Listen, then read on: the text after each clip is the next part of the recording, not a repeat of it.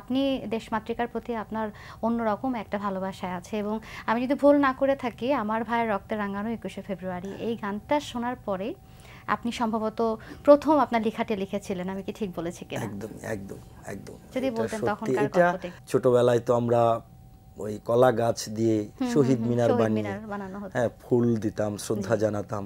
তো আমি রেডিওটা খুব শুনতাম ছোটবেলা থেকেই। রেডিও মানে বেতার, গান শুনতাম। আমার একটা সময় ছিল যে আমি অন্তত ১,০০০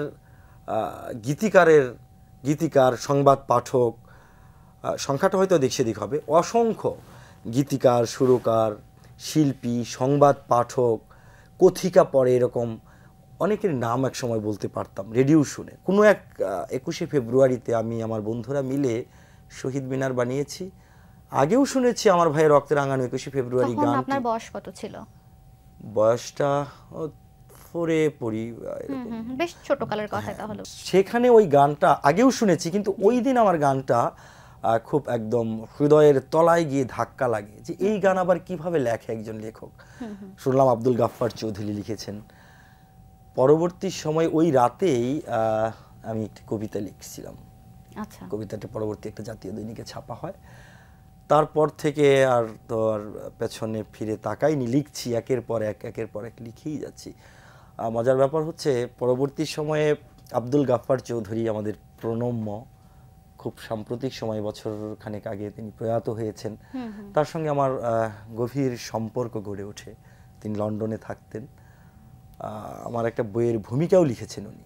আমার ছাতিম গাছের মৃত ছায়া নামে আমার একটা গল্পের বই আছে, সেই বইটার ভূমিকা তিনি লিখেছেন।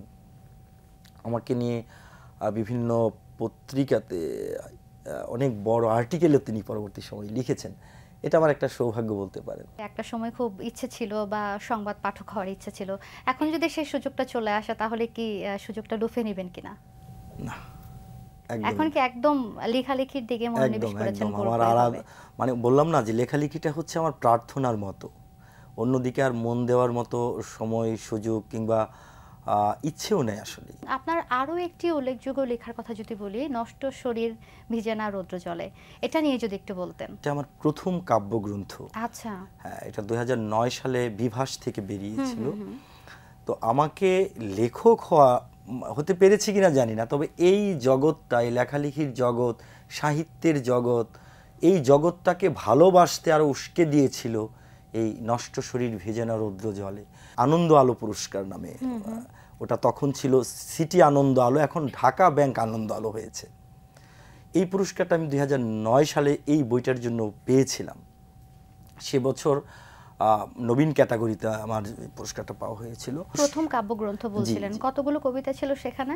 ৬৪টা কবিতা ছিল। ৬৪টা কবিতা। সময় কতদিন লেগেছিল লিখতে? এটা তো ছোটবেলায় শুরু করলাম না, সেই তো ৯৬ ৯৭। মানে প্রথম লেখাই কি শুরু হয়েছিল সেই এই কাব্যগ্রন্থটা দিয়েই? এখান থেকে বাছাই করে, কবিতা তো ছিল অনেক, এখান থেকে বাছাই করে এই বইটা করা। কিন্তু আপনার প্রথম লেখা বই কি ছিল?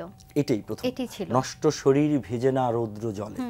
আরো একটা প্রাপ্তির কথা যদি যোগ করি, আহসানুল্লাহ মাস্টার জীবনালেখ্য, আপনার এই বইটি প্রধানমন্ত্রী শেখ হাসিনা তিনি নিজে কিন্তু মোড়ক উন্মোচন করেছেন। এই ভালো লাগাটা আপনি কিভাবে প্রকাশ করবেন? এটা আমি বড় পাওয়া, একজন লেখকের বই ওই রাষ্ট্রের রাষ্ট্রনায়ক প্রধানমন্ত্রী মোড়ক উন্মোচন করে, একজন লেখকের জন্য এর চেয়ে বড় পাওয়া তো আর হতে পারে না।